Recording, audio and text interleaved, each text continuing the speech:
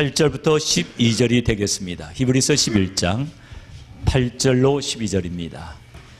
다 찾으셨으면은 여러분의 성경을 높이 드시고 저와 함께 다짐해 보겠습니다. 이 말씀대로 지켜 행하겠습니다.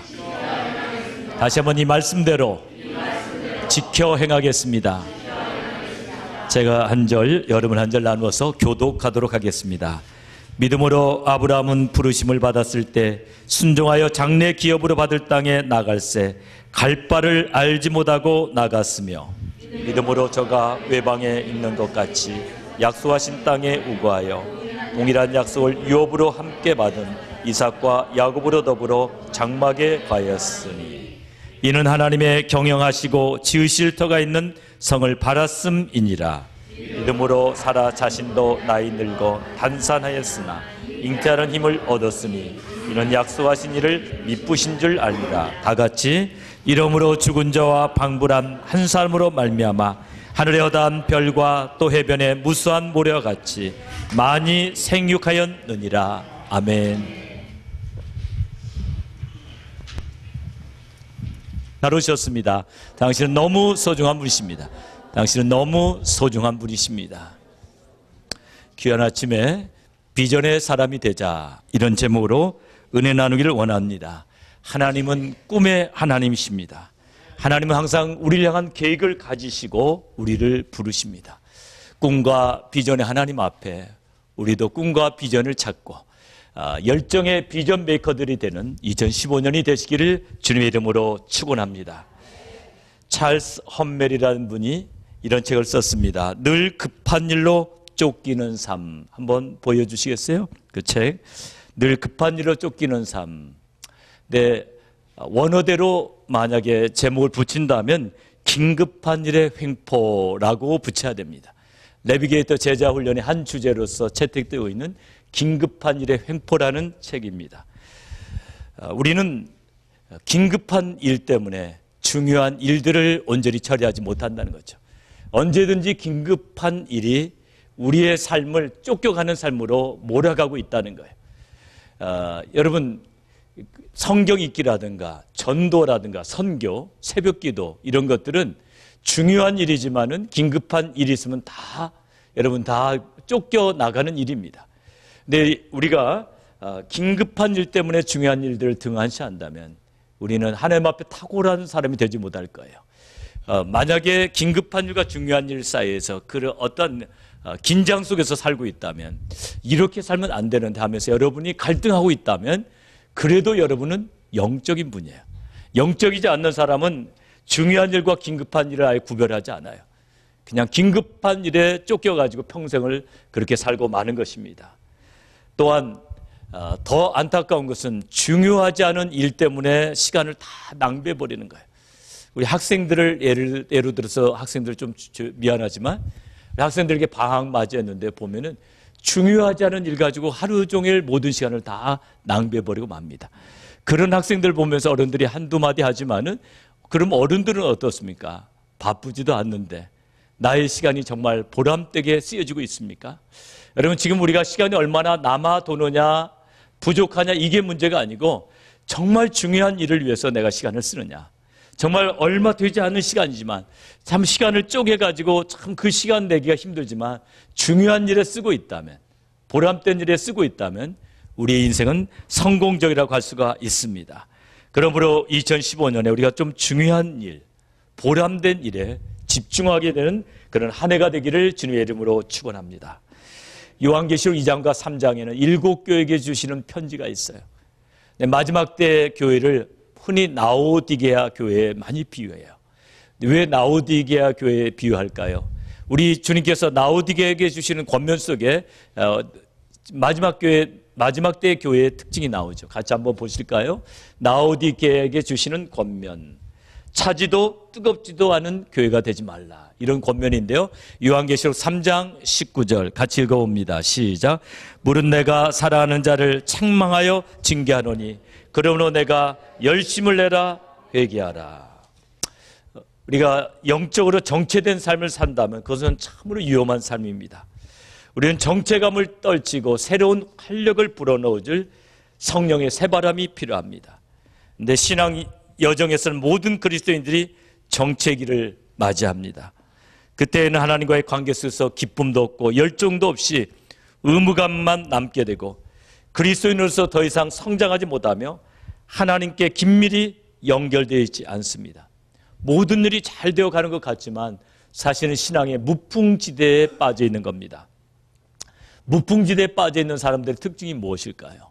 예배에 참석은 하지만 기쁨이 없어요. 설교를 듣기는 하지만 그 설교의 메시지들이 마음에 와서 닿질 않아요. 물론 때로는 목회자에게도 책임이 있지만은 감동적인 설교가 선포되는데도 마음에 닿질 않아요. 그리고 특별하게 피곤한 일이 없는데도 매번 지쳐요. 그래서 지친다는 말을 자주 합니다. 이번 뉴멕시코 나바오 인디안 선교를 통해서 우리는 새로운 도전을 받아요. 보니까 일정이 굉장히 타이트해요. 그리고 날씨도 굉장히 추워요. 그럼에도 불구하고 제가 떨어져 있어가지고 느끼진 못하지만 영적인 활력을 느꼈어요. 대원들에게 기쁨이 있고 보람된 일을 한다는 어떤 그 만족감, 그런 것들이 대원들에게 충만한 것을 보게 됐어요. 우리에게는 시간이 얼마나 주어졌느냐가 중요하지 않냐고, 얼마나 보람된 일을 추구하는가. 정말 내가 내 인생을 정말 불사를 만한 일을 내가 지금 붙잡고 나가고 있는가, 이것이 더 중요한 줄로 압니다. 그런데 우리가 인생을 살다 보면 나도 모르게 무풍지대로 들어가는 거예요. 인생에 활력이 없습니다. 삶에 재미가 없습니다. 뭘 해봐도 아무런 흥미가 없는 겁니다. 그래서 인생이 점점 고달파집니다. 그때 우리는 내가 무풍지대에 있다는 사실을 깨달아야 됩니다. 내가 여기 있으면 안 된다고 몸부림을 쳐야죠. 하나님 나를 일으켜달라고. 어쩌면 저에게는 1995년이 그런 해였던 것 같아요. 무풍지대에 빠져가지고 예배를 인도하면서도 제게 열정이 없는 거예요. 공부하고. 너무나 감사하게 그래도 제가 새벽기도 계속 하고 있기 때문에 이렇게 살면 안 되지 하고 몸부림치면서 회심을 했습니다. 그 회심이 큰 전환점이 됐는데요. 완전히 회복됐던 건 아니었던 것 같아요. 제게 큰 은혜의 기회가 주어졌는데 그것은 1995년 12월이 되기 전에 11월에 은혜한님교회 선교부에서 전화가 왔습니다. 목사님, 모스크바 신학교에서 강의하게 되어 있는 목사님 한 분이 갑자기 사정이 있어서 강의를 못하게 됐는데 목사님이 좀 가시지 않겠습니까? 그때 제 나이가 41살이었고 한 번도 신학교에서 강의한 적도 없었습니다. 전 너무 난감했습니다. 저는 강의해 본 적이 없는데요. 그리고 닥터 디그리도 없고 저는, 그리고 더군다나 더 힘든 것은 죄송하지만 저는 비행기표 살 돈이 없습니다. 그 당시 우리 교회가 힘들었기 때문에 비행기표 살 재정이 안 됐습니다. 그랬더니 LA 은혜한교회 담임 목사님이 목사님 가라고, 그리고 비행기표도 다 보내주라고 했다고. 목사님 아무 걱정하지 마시고 가시라고. 짧은 기간 동안에 그 강의를 준비하는데 너무 힘들었습니다. 비행기를 타고 가는데도 저는 쉴 수가 없었어요. 9시간 내내 꼬박 비행기 속에서 강의 준비를 하는데 그 당시에 소련 비행기는 흡연석이 있었습니다. 흡연석이 있다는 게 무엇을 의미하는지 아십니까? 비행기 전체가 굴뚝이에요. 그렇게 담배 많이 피우는 사람들 처음 봤습니다. 그렇지만 사명감에 불타가지고 저는 그 9시간을 꼬박 깨어 있었고 강의가 끝나면 다음 강의 때문에 쉴 시간이 없었습니다. 그러면서 어린 청년들이 주를 위해서 헌신한 그 모습을 보면서 큰 회개가 임했습니다. 저 어린 청년들이 주를 저토록 사랑하고 저렇게 타이트한 일정에도 저렇게 기뻐하는데 과연 나는 나의 비전을 붙잡고 있는가? 많은 회개를 하게 됐고 그것이 저의 삶을 바꿔놓는 아주 중요한 전환점이 됐습니다. 소련 신학교에 갔다 온 지 2달 만에 우리 교회는 전도의 문을 열게 되고 교회에 큰 변혁이 일어났습니다. 우리는 신앙의 무풍지대에 있어서는 안 됩니다. 우리는 뭔가 새로운 전환점, 다시 한번 뭔가 도전해보는 전환점이 필요한데 이번 뉴멕시코 인디안 단기 선교가 우리 교회의 새로운 전환점이 되기를 간절히 소원합니다. 그때 그 열정을 가지고 19명이나 갔다 오셨으니 한 명이 갔다 온 거하고 다르죠. 다시 한번 우리가 불을 붙여보는, 신앙의 무풍지대에 있었던 사람들은 전부 다 탈출해서 열정을 가지고 비전을 향해서 나아가게 되는 귀한 계기가 되기를 주님의 이름으로 축원합니다. 제가 은혜를 회복한 다음에 제 나이도 젊지만은 근데 제 성격이 그런 성격은 아니잖아요. 그 당시에 많이 외쳤던 구호 중에 하나가 뉴욕은 우리 밥이다. 뉴욕은 우리 밥이다. 그거 많이 외쳤어요. 뉴욕은 우리 밥이다. 근데 외치고 나면 참 은혜가 됐어요. 때로는 맨하탄을 또 바라보면서 맨하탄은 우리 밥이다. 맨하탄은 우리 밥이다고 외쳤는데 같이 외쳤던 사람들은 뭔가 새로운 일들이 일어났어요. 근데 그따위 거 왜 외치냐고 그런 분들은 발전이 없어요. 발전이. 좀 여러분이 열정을 불태워야 돼요. 그래서 담임 목사 같이 외치라면 그냥 외치기도 하고 맨하탄은 우리 밥이다. 맨하탄에 가서 그렇게 하니까 정말 실감이 나더라고요. 맨하탄 한복판에서 맨하탄은 우리 밥이다. 근데 미국 사람들 못 알아듣죠. 한국말로 외치니까. 우리만 알면 되죠. 우리만. 하여튼 여러분 2015년에 다시 한번 열정을 새롭게 하세요. 나는 안 된다는 그런 부정적인 의식을 다 오늘 좀 버리시고 다시 한번 도전해보는 아름다운 한 해가 되기를 주님의 이름으로 축원합니다. 신앙생활에 있어서는 세 가지가 정말 중요합니다. 신앙생활에 있어서 제일 중요한 것은 믿음이에요. 히브리서 11장 6절에 히브리서 11장 6절은 웬만하면 다 외우시죠. 외우시지 못했으면 6절 우리 성경 보시고 같이 한번 읽어봅니다. 시작. 믿음이 없이는 기쁘시게 못하나니 하나님께 나아간 자는 반드시 그가 계신 것과 그가 또한 자기를 찾는 자들에게 상 주시는 이심을 믿어야 할지니라. 믿음이 없이는 하나님 기쁘시 못하고 예수가 그리스도이심을 믿는 것이 우리 인생의 기초입니다. 그게 없다면 우리 인생은 무너지고 말죠. 근데 두 번째로 중요한 것은 이 세상 그 어떤 것보다도 주님을 사랑하는 사랑이에요. 요한복음 21장에서 예수님께서 베드로에게 마지막 물었던 질문, 네가 이 사람들보다 나를 더 사랑하냐? 그게 신앙생활에 얼마나 중요한지 몰라요. 이 세상 모든 것보다도 주님이 나의 모든 것이 다 될 때 주님 한 분만으로 나는 만족합니다. 이 세상 무엇보다도 주님을 사랑합니다. 이 사랑이 없이는 주님 원하시는 길을 갈 수가 없습니다. 세 번째로 중요한 것은 분명한 목적의식과 사명의식입니다.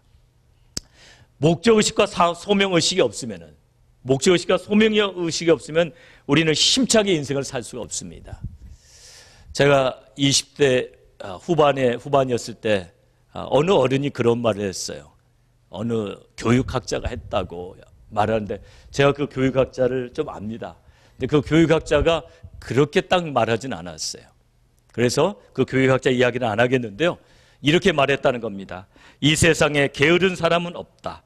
다만 적성에 맞는 일을 찾지 못했기 때문이다. 이분이 적성과 커리큘럼에 대해서 이야기를 했어요.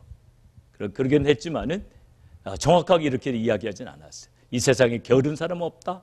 다만 적성에 맞는 일을 찾지 못했기 때문이다. 근데 게으른 사람은 적성에 맞는 일을 찾아도 게을러요. 중요한 것은.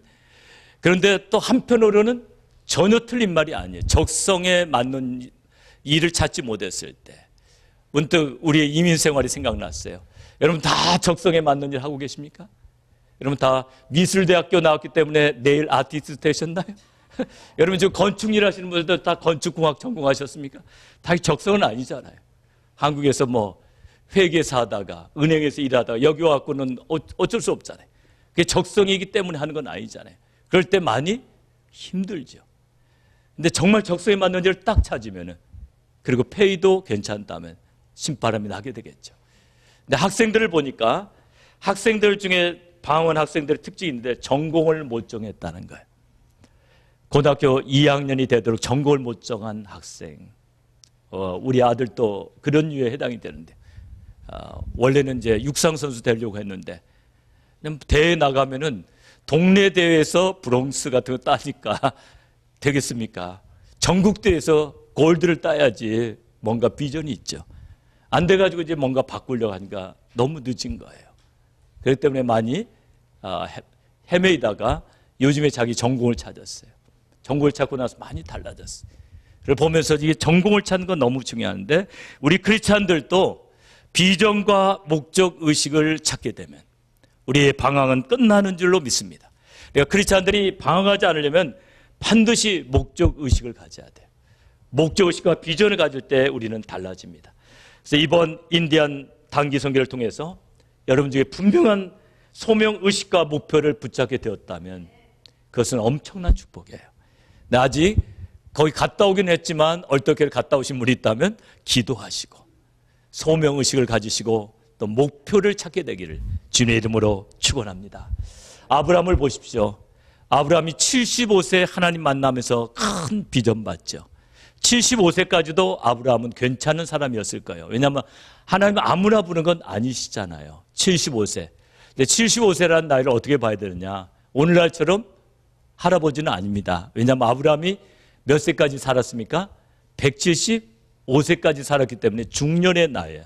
젊은 나이는 아닙니다. 왜냐하면 사라의 경수가 곧 끊어져 버리기 때문에 젊은 나이는 아니었어요. 중년의 때예요. 근데 중년의 때 하나님으로부터 부름을 받습니다. 큰 비전이 임해요. 그러면서 삶의 위기가 닥쳐와요. 비전이 임했다고 모든 것이 다 좋아지는 거 아니에요. 위기가 닥쳐와요. 본토 친척 아비집을 떠나야 됩니다. 그러나 그 비전 때문에 아브라함의 중년의 삶은 놀랍게 변화가 돼요. 그런 능력 있는 삶을 살게 됩니다. 우리 창세기 12장 1절부터 3절까지 아마 파워포인트에 없는 것 같은데요. 미안하지만 여기를 접어두시고 우리 창세기 12장 1절부터 3절까지 찾으셔서 저와 함께 같이 읽어보도록 하겠습니다. 창세기 12장 1절부터 3절까지입니다. 창세기 12장 1절부터 3절까지 우리 한 목소리로 같이 읽습니다. 시작. 여호와께서 아브라함에게 이르시되 너는 너의 본토 친척 아비집을 떠나 내가 내게 지시할 땅으로 가라. 내가 너로 큰 민족을 이루고 내게 복을 주어 내 이름을 창대케 하리니 너는 복의 근원이 될지라. 너를 축복하는 자에게는 내가 복을 내리고 너를 저주하는 자에게는 내가 저주하리니 땅의 모든 족속이 너를 인하여 복을 얻을 것이니라 하신지라. 아멘. 세 가지 약속을 주셨어요. 한번 따라서 해보시랍니다. 큰 민족을 이루고 내 이름을 창대케 하고 너를 복의 근원이 되게 하리라. 이 비전 받은 다음에 아브라함은 달라져요. 아브라함은 이 비전을 붙잡았습니다. 우리가 꼭 기억해야 될 것은 하나님이 주시는 비전이 축복이라는 거예요. 아브라함이 이 비전 받았기 때문에 갈대아 우르를 떠나가지고 그리고 그 후의 삶, 하나님께서 주신 구속사를 이루는 삶을 그는 힘차게 살게 되었던 것입니다. 여러분 꿈이 없다면 여러분 능력 있는 삶을 살기는 틀려요. 물론 야망이 있다면 세상적인 야망이 있다면 뭔가 좀 활력 있는 삶을 살지만 야망이라는 것은 여러분 굉장히 그건 허무한 거예요. 그래서 야망을 불태워서는 안 돼요. 남는 것이 없기 때문에 그래요. 아돌프 히틀러 그 야망 때문에 어떻게 됐습니까? 소련군에게 포위된 베를린에서 그래서 사람이 좀 담력은 있는 사람이에요. 이 1945년 4월 19일 여비서와 함께 결혼식을 올려요. 그리고 그 다음날 기록에 의하면 진짜 그랬는지 아닌지 모르지만 독약 캡슐을 삼키고 권총자살을 합니다. 그의 야망은 권총자살로 끝나버리고 말았죠. 그런가 하면은 세계의 유명한 대왕이라고 불리는 알렉산더 대왕, 알렉산드로스죠. 원래는 알렉산드로스 대왕. 그는 20살에 아버지의 뒤를 이어서 왕이 됩니다. 그는 뛰어난 정복가였습니다. 전략가였고 용감한 군인이었어요. 그는 뛰어난 전략을 가지고 많은 나라들을 정복합니다. 근데 북인도 정벌이 실패로 끝나고 돌아온 다음에 어떤 일이 벌어졌냐면 모기한테 물려서 말라리아에 걸려 죽습니다. 근데 그의 야망은 모기에게 정복되었다. 이렇게 봐야 돼요. 모기가 알렉산더의 야망을 정복했다. 여러분 야망이라는 게 이렇게 험한 거예요.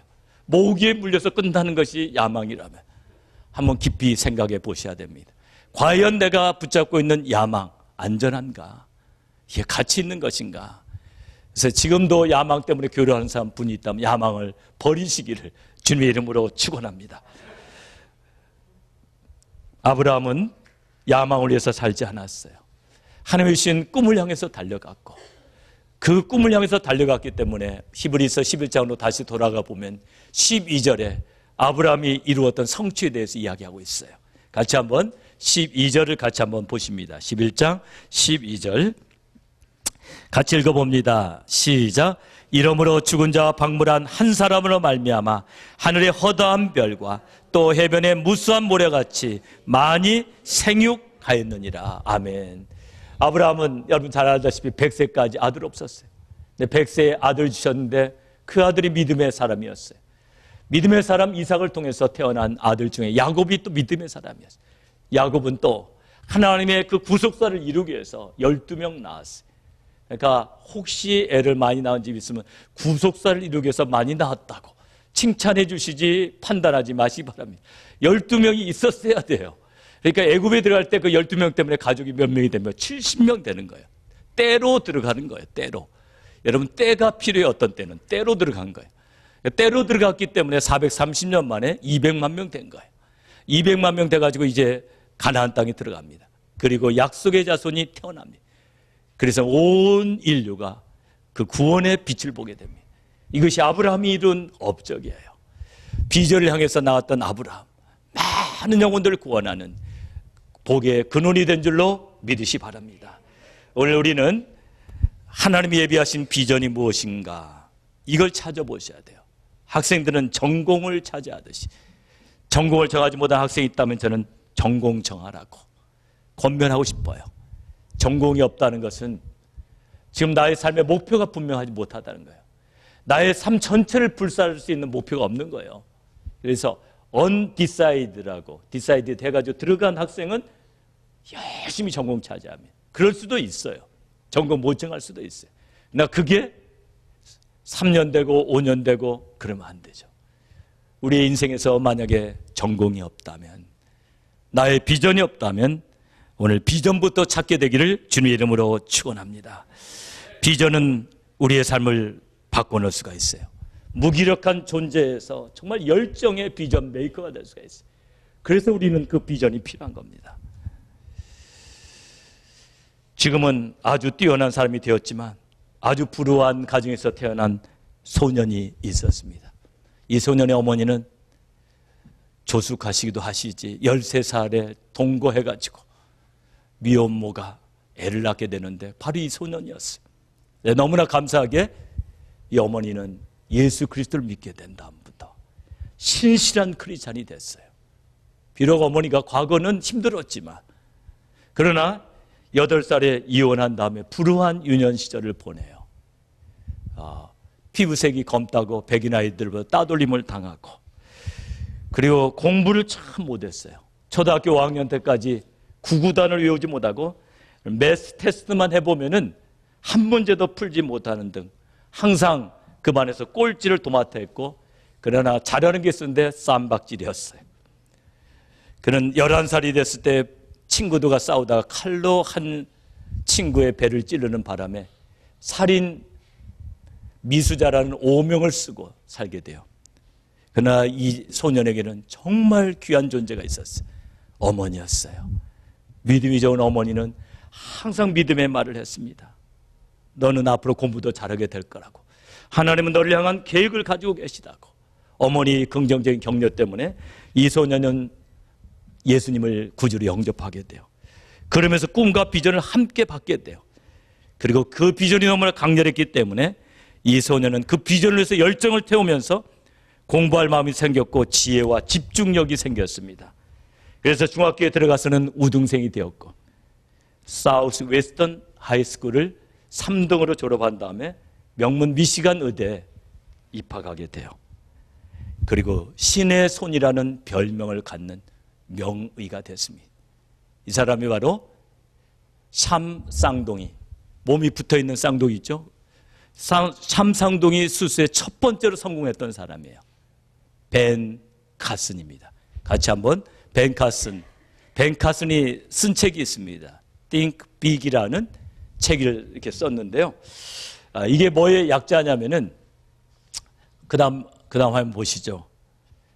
T는 탤런트, H는 earnest, 정직, I는 insight, 통찰, N은 nice, K는 knowledge, 지식을 이야기하고 B는 book, 책, I는 in-depth learning, 심화학습, 그리고 빠져서는 안 되는 마지막 한 가지, G가 바로 이겁니다. 얼마나 원더풀합니까? 벤 카슨을 변화시켜 놓은 비전. 그 비전이 오늘 우리를 변화시킬 수 있는 줄로 믿습니다. 그래서 여러분, 나는 너무 늦었다고 생각하지 마십시오.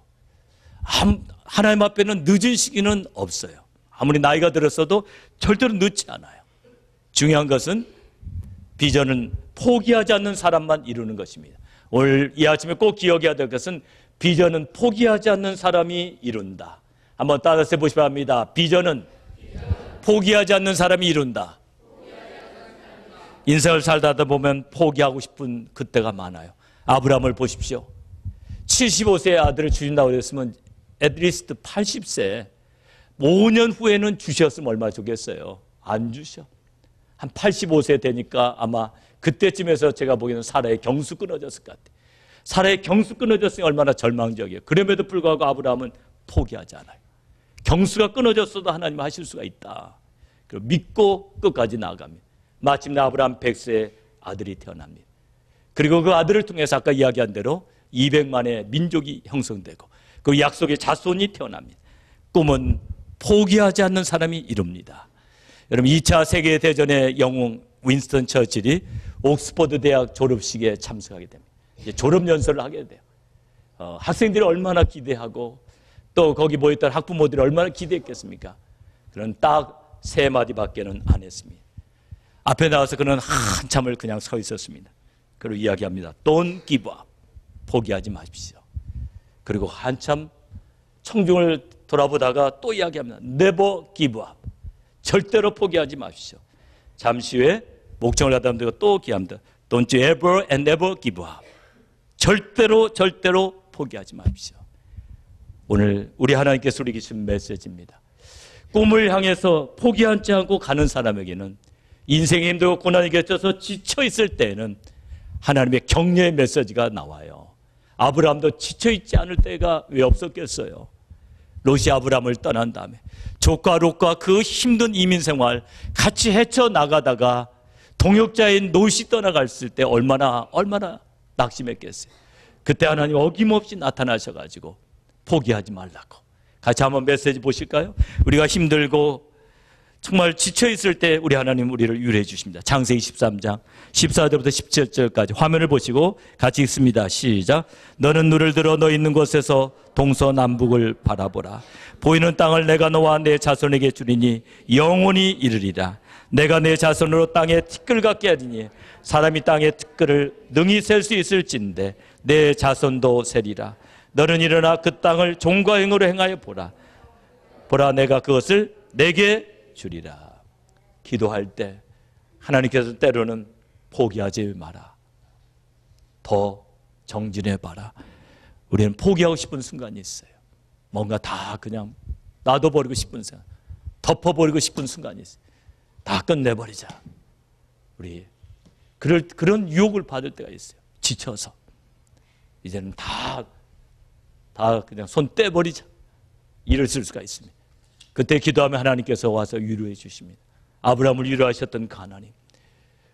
우리 교회가 정말 새벽마다 기도하는 우리 김지한 선교사님, 베네수엘라에 인디안 선교하시는 그분, 인디안 선교할 때 참 힘들었어요. 환경이 힘든 것보다도 영혼들이 변화되지 않는 것. 너무나 미개하기 때문에 영혼들이 변화되지 않는데 더 지치게 하는 것은 1990년대에 소련의 문이 열리니까 소련에서 막 믿음의 보고들, 엄청난 보고들이 막 들어옵니다. 2달 만에 교회에 200명 모인다. 석 달 만에 300명 모인다. 막 이런 보고들이 쏟아져 들어올 때 난 뭔가, 난 아무것도 이룬 것이 없지 않은가. 자책감을 가지고 인디안 마을을 떠나려고 할 때 하나님께서 꿈의 환상으로 나타나요. 선교사들과 우리 선교사님 같이 마라톤하는 그 광경을 보여주는 거예요. 아들아, 마라톤 경주란다. 단거리 경주가 아니라 저 친구가 너보다 조금 앞서가지만 결승점에서 봐야 한다. 아들아, 네가 인디안 선교를 그만두면 누가 인디안들을 돌보겠느냐. 그 음성에 그는 힘을 얻어서 열심히 인디안 선교를 다시 했고 그 결과로 인디안 신학교가 세워지고 인디안 마을에 교회가 세워지는 큰 업적을 이루게 된 것입니다. 포기하지 마십시오. 마지막 비전에 대해서 우리가 가져야 될 것은 비전은 나의 최선을 다할 때 이루어집니다. 우리 하나님은 우리의 최선을 요구하십니다. 오병이의 기적을 이룰 때도 우리 하나님은 재료가 필요 없으신 분인데 너희들에게 무엇이 있느냐? 너희들이 가진 것을 갖고 오라고 합니다. 그들이 가지고 있었던 게 뭡니까? 떡 5개와 물고기 2마리. 아니 그게 왜 필요합니까? 너의 가지고 있는 걸 가져라는 거예요. 너의 최선을 다하라는 거예요. 그리고 떡 5개와 물고기 2마리를 가지고 5병의 기적을 이루신 것입니다. 우리 이 편에서 해야 될 일이 있습니다. 특별히 성공하는 사람들의 특징이 있는데, 성공한 사람들은 거의 대부분이 잠을 많이 자지 않습니다. 그래서 만약에 여러분이 잠을 많이 주무신다면 잠을 줄이십시오. 나는 10시간은 자야지 건강이 지탱됩니다. 그런 특수체질은 별로 없습니다. 나는 10시간은 자야 된다고. 목사님 모르는 소리 하지 마십시오. 저 10시간을 안 자면 몸이 이상이 생깁니다. 통계에 하면은 가장 건강한 수면 시간은 5시간부터 6시간 반 사이라고 합니다. 그래서 여러분이 너무 많이 자고 있다면 줄이셔야 돼요. 6시간까지. 6시간 반까지 이렇게 줄이세요. 어떤 때 너무 피곤하면 몸이 신호를 보냅니다. 오늘 좀 많이 자라고. 그런 날 많이 잘 주무시면 돼요. 그런데 나는 죽어도 이만큼 자야 된다는 사람은 여러분 보람된 일을 하는데 큰 지장이 있다는 거. 그 생활 태도 자체가 문제가 생긴다는 것을 기억하세요. 그리고 시간 계획을 세워야 됩니다. 최선을 다해서 시간 계획을 세워야 돼요. 아무런 계획이 없이 사는 분들이 있어요. 나는 노멘티스트다. 그래서 갑자기 가족들 다 타라고 그러고 막 여행을 갑니다. 다 타? 얼마나 황당한 겁니까? 그게 무슨 노멘티스트입니까? 아무 무계획적으로 그냥 사는 거죠. 뭐 있잖아요. 그냥 어떤 데는 막 열심히 일했다가 어떤 데는 팽팽 놀다가 아무 계획이 없어. 계획이 없는 삶을 살면 안 됩니다. 아침에 눈을 뜨면 하루의 일과를 생각해 봐야 돼요. 오늘 어떻게 할 것인가. 중요한 일을 하는 그 시간도 마련해 놓으셔야 돼요. 이 시간은 가족과 함께 기도하고 잔다. 어린 자녀들을 뒀다면 초등학교 아이들에게 가장 좋은 교훈은 엄마 아빠와 함께 손을 잡고 기도하고 굿나잇 키스해주고 침대에다 누이는 겁니다. 그럼 아이들의 성품이 얼마나 좋아지겠어요. 아빠의 축복 기도로, 엄마의 축복 기도로 잠자리에 드는 거. 중요한 일을 위해서 시간 계획을 세우셔야 됩니다. 그리고 삶의 우선순위를 정해야 합니다. 이 세상 떠난 날 직장 일에 좀 더 많은 시간을 써야 됐었는데 하고 후회할 사람이 없을 것입니다. 마찬가지로 비즈니스에 더 많은 시간을 썼어야 됐을 텐데 후회하는 사람이 없습니다. 이 세상 떠날 때 가장 후회하는 것은 중요한 일에 시간을 쏟지 못한 것, 중요한 일을 전혀 해보지도 못하고 떠난 것에 대해서 후회하게 될 것입니다. 그러므로 여러분이 어떤 과거를 살았든지 상관이 없어요. 석봉 토스트라는 토스트가 한국에서 상당히 지금 인기가 있습니다. 예, 석봉, 한석봉이 아니에요. 한석봉은 떡을 잘 썰었죠. 이분 석봉 토스트의 주인공은 김석봉입니다. 전도사님이세요. 이 전도사님은 불우한 가정에서 자라셨어요. 그래서 초등학교밖에 졸업 못 하셨어요. 그런데 예수님을 만난 다음에는 열심히 신앙생활을 했어요. 그랬더니 목사님, 또 유치원 또 뭐 선생님들이 대학 나온 유치원 교사하고 이렇게 연결해 주었어요. 그래서 결혼을 하게 되는데 그 유치원 교사가 한 가지 조건을 내걸었어요. 그래도 고등학교 자격은 따셔야 되겠다고. 그래가지고 검정고시를 해요. GED를 합니다. 그런 다음에 신학교를 졸업하게 돼요. 그 사모님 대단하죠. 그죠? 그래가지고 학교를 졸업시켜요. 그때까지 열심히 남편 뒷바라지를 했어요. 졸업식을 하고 돌아왔을 때 좀 할 말이 있다고. 그러면서 통장 하나를 줘요. 통장 하나를 주니까 보니까 200만 원이 있어요. 열흘 후면 쌀 떨어지고. 자, 하여튼 이 200만 원 가지고 앞으로 당신은 가장으로서 가족들을 먹여 살리세요. 나는 이제 앞으로 일 안 합니다. 당신 뒷바라지는 오늘까지입니다. 이게 당당하게 나는 육아 교육에 이제 전념하겠습니다. 그래서 선포를 했습니다. 너무 난감했습니다. 이 석봉 씨는 너무 난처했어요. 200만 원, 2,000불 가지고 할 수 있는 일이 무엇인가? 여러 가지 고민하다가 그래도 할 수 있는 일이 뭔가 했더니 토스트 만들어서 파는 거예요. 거리에다가 이렇게 좌판 만들어 놓고 토스트. 그래서 근데 그게 만만치 않아요. 어떤 날은 5,000원 벌었어요. $5. 5,000원 벌었어요. 어떤 날은 2만 원, 얼마 20불 벌었어요. 그래도 끊임없이 연구했어요. 끊임없이 연구하다 보니까 손님도 늘어나기 시작하고 장사목도 좋은 데를 발견하게 됐어요. 기도하는데 하나님께서 담대하라.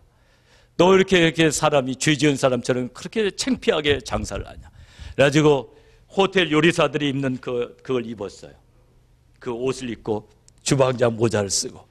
그래서 아주 당당하게 그때부터 이제 연구하기 시작했어요. 저 그림에 보면은 이제 그러면서 장사가 잘 되기 시작하니까 이제 스테인레스 판이 자꾸 녹이 쓰는데 녹이 안 쓰는 스테인레스 판을 알게 됐어요. 그것은 다른 스테인레스 판보다 10배는 비싼 판이었어요. 100만 원을 줘서 저런 걸 하고, 그리고 그런 끊임없이 연구했어요. 그리고 무엇보다 중요한 것은 우선순위예요. 이렇게 돈을 벌어서 어디에 쓰느냐가 중요해요. 그는 일단 6시부터 11시까지만 영업했어요. 왜냐하면 일찍 영업하고 주변에 있는 다른 노점상과 가게에 지장을 주지 않게 해서 11시면 문을 닫았어요.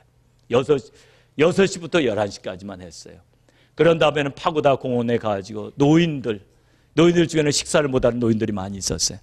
그분들 공짜로 다 점심을 해드렸어요. 그리고 수입의 10분의 1은 가난한 사람을 썼어요. 하루에 들어오는 수입 중에서 첫 번째로 들어오는 수입은 가난한 사람이 썼어요. 물론 11조도 잊지 않았어요. 그리고 장사가 잘 됨에 따라서 매달 동사무소에 가서 가난한 노인들을 찾아내서 노인 10분에게 용돈을 드렸어요. 그리고 그는 기도하면서 자기의 최선을 다했어요. 집에서 자기는 토스트 만들 때 설탕을 집어넣지 않았어요. 그러니까 손님에게 주는 토스트에 설탕을 넣는다는 게 마음이 불편했어요. 그래서 연구를 하기 시작했어요. 설탕을 넣지 않는 방법이 있었어요. 야채를 절여서 단맛을 내는 거예요. 그리고 그걸 넣습니다. 그 이야기를 들으면서 손님들이 굉장히 호응이 좋아지기 시작했어요. 그리고 청결을 유지해야 되겠다 그래가지고 돈통을 따로 놔두고 돈은 자기 손으로 만지지 않았어요. 손님들 보고 알아서 결제하도록 하니까 손님들의 반응이 더 좋아졌어요. 이제 손님들이 늘어나기 시작하는데 외국 손님들이 많이 늘어나기 시작했어요. 3분의 1이 외국 손님이었습니다. 그래서 그때부터 학교를 제대로 안 다니기 때문에 외국어 실력이 없잖아요.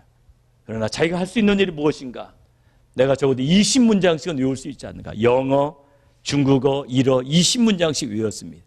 그리고 그 나라 말로 이야기해 주니까 관광객들의 호응이 좋아졌어요. 그런 가운데 소문이 나가지고 일본 NHK 방송이 인터뷰를 했고 일본 간사이 TV가 석봉 토스트 노점상을 서울의 명물로 소개하면서 일본 관광객들이 버스 대절해 가지고 와가지고 30분씩 기다리면서 토스트를 먹게 되고 매번 하여튼 손님들이 안에 10명 밖에 30명씩 줄을 섰습니다. 이렇게 해서 이제 토스트 가게가 연매출 1억 원을 달성하게 돼요. 노점상에서. 그런 다음에 재미있는 에피소드들이 많은데요. 어떤 미국인 부부는 토스트를 먹고 10만 원을 팁으로 주기도 했어요. 그리고 어떤 일본인은 그 토스트 먹기 위해서 그 옆에 있는 비행기 타고 와서 그 옆에 있는 호텔에서 자고 토스트를 먹고 투고해가지고 가기도 했습니다. 여러분은 한국에 가시면은 석봉 토스트를 꼭 들어보시기 바랍니다. 여러분, 그래서 오전 6시부터 5시간 동안 거리에서 장사할 때요, 300개를 팔게 됐습니다. 이 노하우를 가르쳐 달라고 사람들이 조르기 시작해서 그때부터 체인점을 열기 시작해서 현재 체인점 300개가 석봉 토스트라는 이름으로 입점했습니다. 이게 홈앤홈, 홈플러스 안에도 석봉 토스트가 있습니다. 제가 이걸 선전하려는 게 아닙니다. 이분은 끊임없이 연구했습니다. 자기의 최선을 다했습니다. 그 결과로, 그리고 웃는 연습도 하루에 몇 분씩 연습을 했어요. 그래가지고 손님들의 관심을 끌게 된 거예요. 그리고 무엇보다도 자기의 번 돈을 가장 요긴한 데 쓴 거예요. 불우이웃들과 함께 나누는 삶. 저는 오늘 우리가 받은 비전을 어떻게 해야 될 것인가? 우리가 복음을 받았는데 어떻게 해야 될 것인가? 우리 그냥 전도하니까 전도 안 되잖아요. 토스트를 굽는 방법으로 복음을 구워야 돼. 그래가지고 복음을 전달해야 돼. 그냥 복음 좋은 거니까 먹으라고. 안 먹어요, 그러니까 사람들. 웰빙 복음을 만들어요. 웰빙 복음. 복음을 잘 전하기 위해서 어떻게 해야 됩니까? 때로 어느 시대에 갔는데 너무 일거리가 바쁘고 비싸요. 그럼 자기가 막 허드렛 일 도와주는 겁니다. 실제로 그런 크리스찬 봤어요. 주방에 들어가서 막 아저씨가 막 딜리버리 해주고 도와줘요. 이 청년이 크리스찬입니다. 복음이 들어가죠. 그죠? 복음을 전하기 위해서 어떤 사람이 좀 힘든 어떤 사정이 있으면 도와주는 거예요. 영어가 부족하면 영어 잘하는 우리 형제 자매들은 가서 통역도 해주는 겁니다. 그러면서 나의 최선을 다할 때 우리들의 비전이 이루어지게 되는 것입니다. 2015년에는 우리가 정말 우리의 최선을 다해서 정말 비전을 향해서 우리의 열정을 불태우기를 원합니다.